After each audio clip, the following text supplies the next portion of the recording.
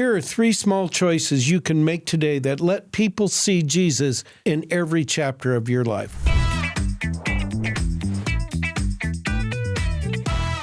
Hi, I'm Arnie Cole, your spiritual fitness researcher and coach, and welcome to Spiritually Fit Today, where every day is a workout for your soul. One step, one choice, one spiritual rep. And you know, the best way to become a stronger Christ follower tomorrow is to get spiritually fit today, because what you do today matters. This week's memory verse from 2 Corinthians 3, 2-3. You yourselves are our letter written on our hearts, known and read by everyone.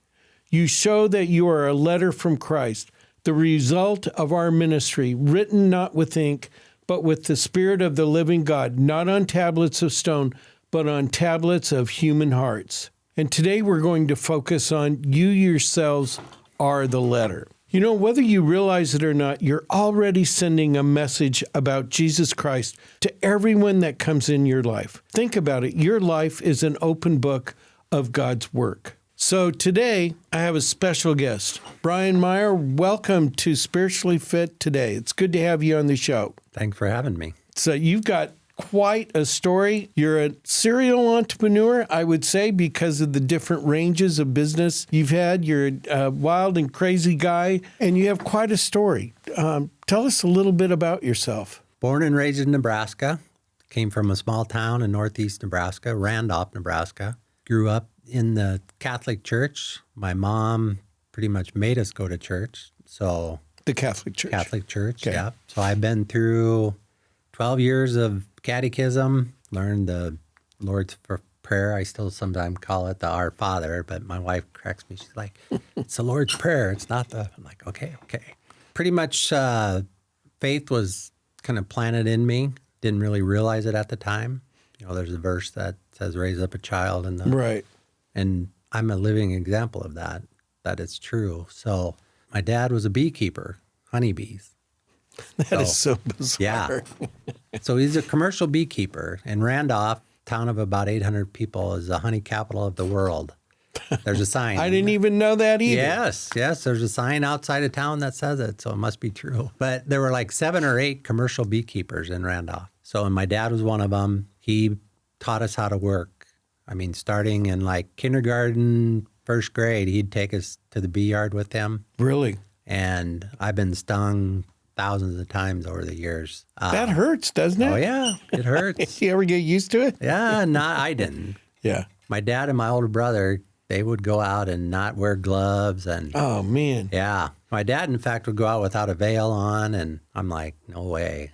I mean, I'd tape my pant legs shut and I had gloves up to my... So, no, I never got used to it. But I think that maybe is part of what led me to being confident and being able to make decisions, because our dad would basically show you how to do something once or twice, you know, and basically say, figure it out. So that's what my brother and I did. And even my sister, my brother's 2 years older, my sister's 2 years younger, and she's kind of the same way that all 3 of us pretty much. If you want to do something, you figure out how to do it and do it. So, you all got a good work ethic then. Yep, definitely. So then also my life is kind of defined by some pretty major experiences. When I was in 7th grade, my dad drank a lot, and someday my dad might be watching this, but I just want him to know that I love him, and what I'm sharing now is one of those experiences that made me who I am today.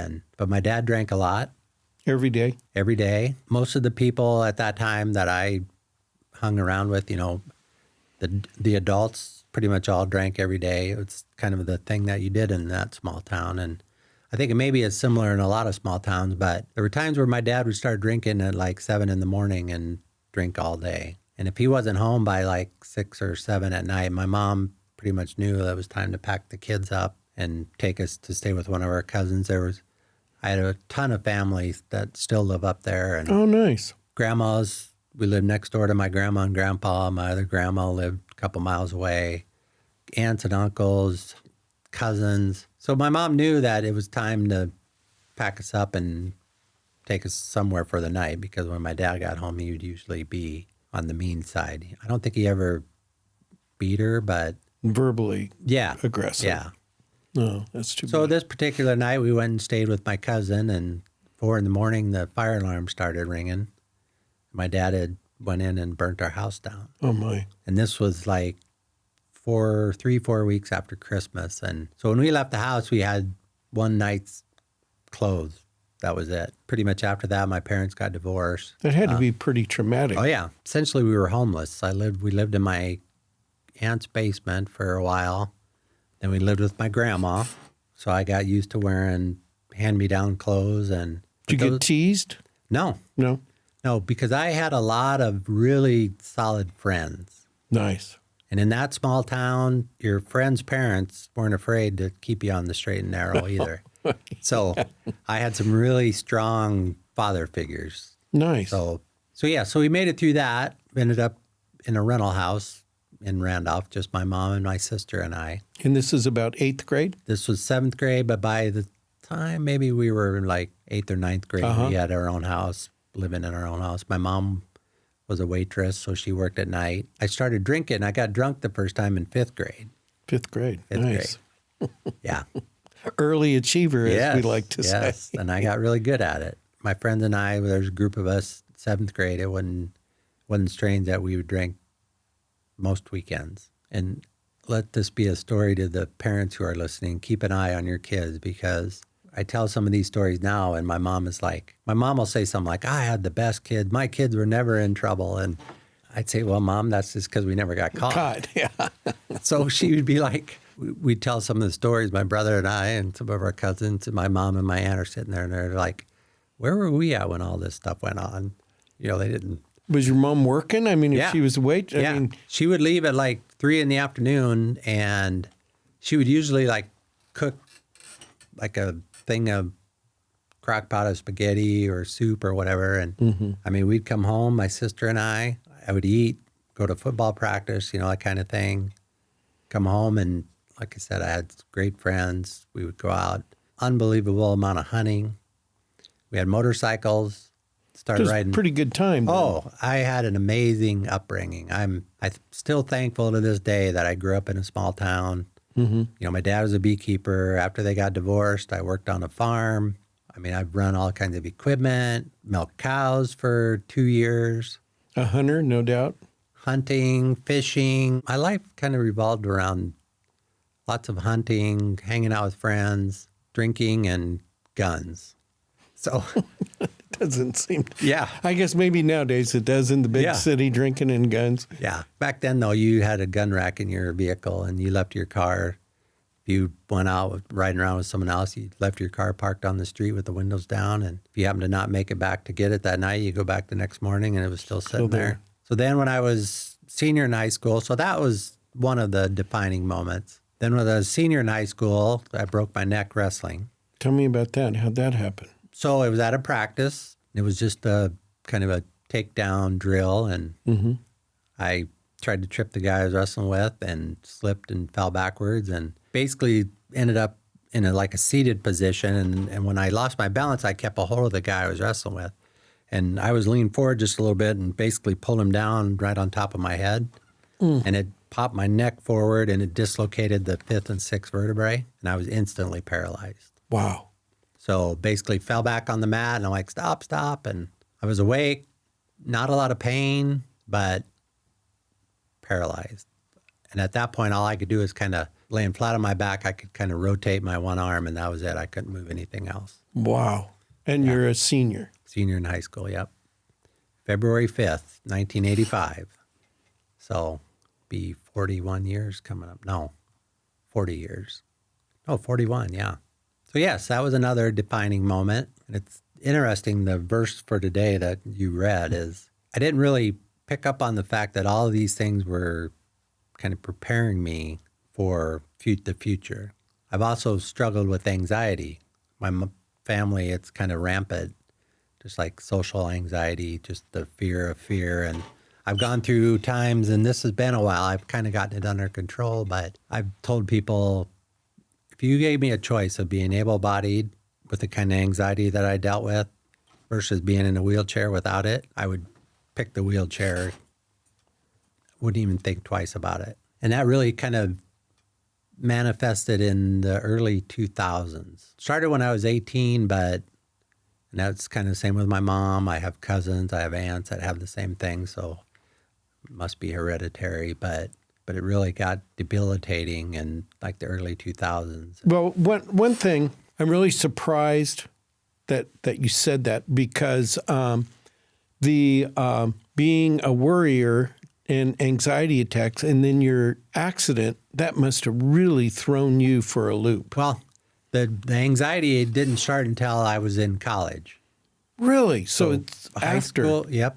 Let's see, it was the first or second year in college when that started. And I mean, I teased my mom. Like, my mom couldn't travel. I mean, she would get 50 miles from home and be like, "Oh no, we're not going. We're going back home." I'm like, "What is wrong with you?" And then I found out. Get so nervous. Yeah. Well, panic attacks, Oh, yeah. Okay. So I was on my way to spring break, my sophomore year of college. Some friends and I had a van at that time, and we loaded up and we were going to South Padre. So you're still drinking? Oh, yeah. Drinking. Partying. We get about, I think, halfway through the first day, and just out of the blue, I had a panic attack, and that was it. I was, from that point on, it was like, so the fear of having another panic attack kind of keeps you in fear all the time. But yeah, so I made my way through that. In college, I had a doctor at the healthcare center, Dr. Garland Bear, amazing guy. Grew up a missionary's kid and somewhere in Asia, and had all kinds of health issues, and became a doctor. And he would come over to the dorms and kind of do whatever medical things. There were several of us that lived in Sally Hall, and Dr. Bear would come over to our rooms if we needed anything. And so I got to know Dr. Bear really well, and he was just an amazing believer. So we'd go to his house sometimes, but from the early 90s till early 2000, I hadn't seen him. And the day I had kind of my massive meltdown with anxiety, I'm like, I got to find Dr. Bear. So I searched through the phone book. I hadn't seen him in 10 years. And I called him, and it just so happens he was home. And I said, "This is Brian." "Oh, yeah, I remember you." He's like, "I'll drop what I'm doing and I'll be over." 20 minutes later, he was at my house. And he said that morning he had chapel at one of the nursing homes. And then after that, they usually went and did something. And he said that day he felt called to go home because he thought he would be needed. And I called him, and he came. And so for the next 3 weeks, he called me every day, and we talked through things. And so when you talk about your life being a story, I mean, that guy, he was available for people. So in some regards, he was the only Bible in your life that you could read. Well, I'm going to have you, we got a lot longer to go. That's awesome. That's a great way to go with this first episode. Our soul pump assignment is where we do, the spa treatment. Show personal gratitude in your reflection. Thank God that your life is His message. Ask Him to help you deliver His message to others today. And if your life doesn't have to be perfect, I think a lot has to do with just thanking God for as much as you possibly can, being His message each and every day. So for your personal act of kindness today, when people are reading you, let them know the joy that you have in Jesus Christ. And then as far as always practicing prayer, be very prayerful in your heart that God will give you opportunities for other people that are watching you to know Him through you. So remember, choose one word to live out intentionally each day that sums up how Christ has worked in your life that day. And then secondly, let someone read that word through a small act that you do. And then pray as you go throughout the day for opportunities. Those three things will make a tremendous difference in your life. We got a quiz question today. Who was Paul talking about when he wrote, "She has been the benefactor of many people, including me"? And that's literally all we know about her. But imagine if 2,000 years from now, people still knew your name and how you had been a blessing to others. If you know the answer, leave a comment below or write me at arniec@bttb.org. So before you rush back into your day, Pause for a moment. You just finished a spiritual rep and it mattered. Whether you prayed or encouraged a friend or opened God's Word, that small act is shaping your soul for eternity. Join us tomorrow for another Spiritually Fit Today workout, because what you do today truly matters, and tomorrow you'll be glad you did.